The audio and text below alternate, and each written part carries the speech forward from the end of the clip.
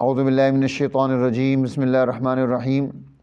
محترم سامعین کرام، انتہائی مختصر درس قرآن کریم کا سلسلہ ہم اپنے یوٹیوب چینل پہ شروع کر رہے ہیں۔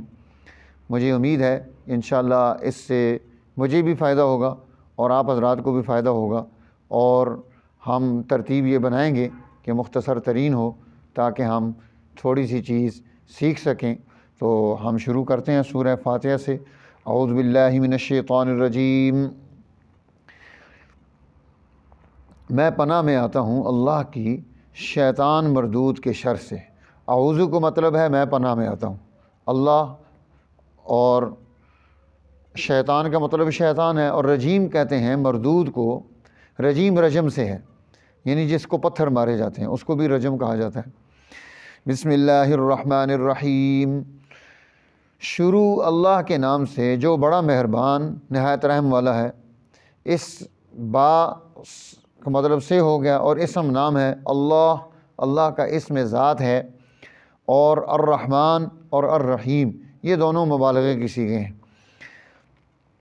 شروع اللہ کے نام سے جو بے حد مہربان نہایت رحم والا ہے۔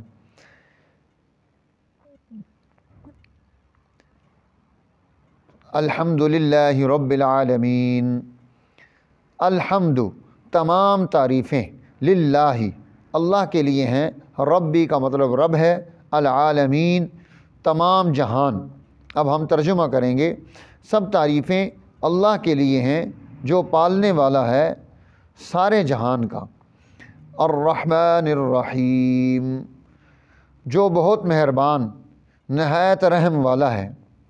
مالک یوم الدین مالک کو کہا جاتا ہے، اور یوم دن، اور الدین جزا اور بدلے کو کہتے ہیں، کہ وہ مالک ہے روز جزا کا، یعنی بدلے کے دن کا۔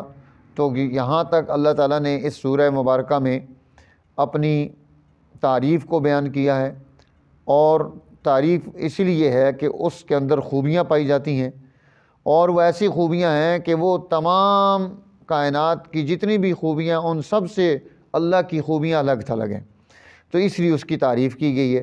تو تعریف خوبیوں پر ہوگی۔ اللہ تعالیٰ نے ہمیں بھی اپنا نائب بنایا، تو ہمیں اپنے اندر بھی یہ خوبیاں پیدا کرنی چاہیے۔ اس لیے حدیث پاک میں حضور علیہ السلام نے فرمایا تخلقوا باخلاق اللہ، اللہ کے اخلاق کو تم سیکھنے کی کوشش کرو۔ اللہ تعالیٰ مجھے اور آپ کو توفیق نصیب فرمائے۔ شکریہ۔